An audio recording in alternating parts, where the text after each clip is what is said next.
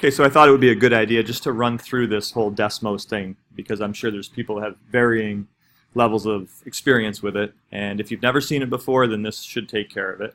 You can always ask us questions, but here was the first little assignment. It starts pretty simple. Days 2 and 3, formulas get a little bit more complicated with the parentheses and how Desmos works, but this is a good start. So first thing that they would do would be log on to desmos.com. This is the home screen, and basically the first thing you do is just go right ahead and click Start Graphing.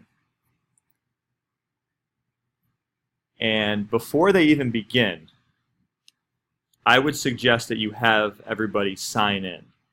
So you can sign in if you're a Google school, or even if you just have a Google account, you can sign in straight to Google. If you're signed in as Google, it's very quick and easy. Or you can use an email and a password like a traditional account. But I'm going to sign in with my Google. And then you can see the name is now right there. So what that allows you to do is be able to save your work. So when you close off out of the internet, you don't lose anything. And I'll just name it Desmos Day 1. You can name anything you want. And then you can start playing around with the equations that we put here. Y equals x. You can even do non-functions, which is something the typical TI calculator does not allow you to do. So if you type in y equals x, it's super colorful. The window moves around just with your mouse. There's another way to change the window here under the wrench settings. You can change the x and y parameters right there. If you're showing it on a projector, you can click projector mode. It just makes everything bigger and bolder, so it's easier to see from across the room. But the window is pretty cool. Rather than hitting your second window button on the calculator, you can do it that way. So there's your y equals x. X equals 2. Oh, that's the wrong tab.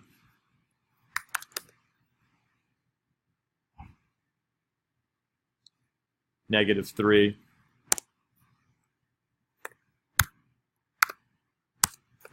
And the last one was y equals 2x plus 3.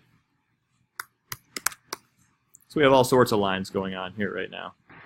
And what sometimes happens because of playing with the mouse or moving this window around manually, the window gets all fouled up. Right now I'm zoomed so far out, and if you ever need to go back, you could zoom in manually with the mouse, or you could just say, I want to go from negative 10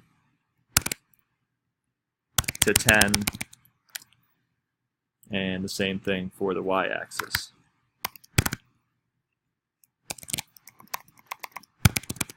And you're right back to the standard window. And one of the coolest features is instead of having to hit a series of buttons on a calculator to find intersection points, if you go to where any two lines meet, it'll lock in the intersection points. And you can see, you can find solutions that way. Anytime two lines meet, intercepts, anything like that. It's just very intuitive.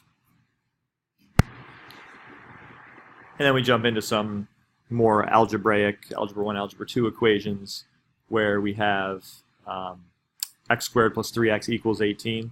So we could go to Desmos and have it look like this. You set them both equal to y, just like you would in a calculator, but there's your solutions right there. And this comes in handy when we do financial applications later, but we're just trying to give them an overview of how Desmos works and how intuitive and easy it is at first. And this last example here is warming them up to a more complex formula. This isn't really a financial formula, it's more of just some form of exponential. And if they type that in, it would look a little bit like this. To get out of a fraction, numerator or denominator, just like on the TIs, you hit to the right arrow key. Same thing to get out of an exponent. If you want to get back to the level line, you just hit the right arrow key to jump back down.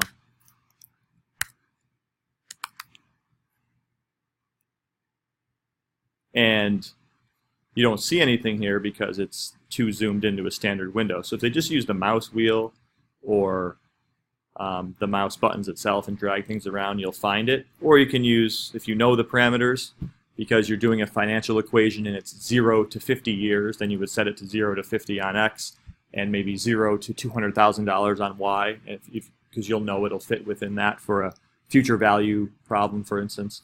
But here we found it, and it's just zoomed out quite a bit. And you can trace the lines too. So if I push my mouse key down and trace the line, it'll tell me the X and Y coordinates. At X years, it's this amount of money. At X years, it's this amount of money.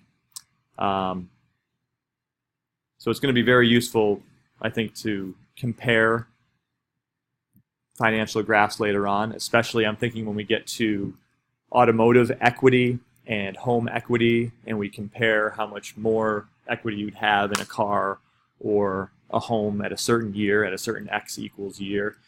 This is such a more user-friendly calculator than just the TIs. And if you have Chromebooks or calculators, even it's just the teacher showing it on a projector, it seems to work out really well.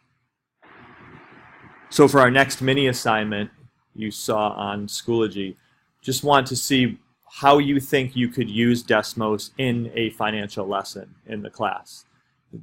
Certainly not a full lesson plan, but just explain how you would use it in a lesson, what is the context of the lesson, and then what you can do is create a calculator that's relevant to the lesson you chose. And we ask that once you're signed in and you save it to any name that you want, you can then hit the share and hand that in with your description of how you'd use it in the lesson. And then there's the link that you can attach to it to show us all what the link was that's related to your lesson. Any questions, just email us and let us know.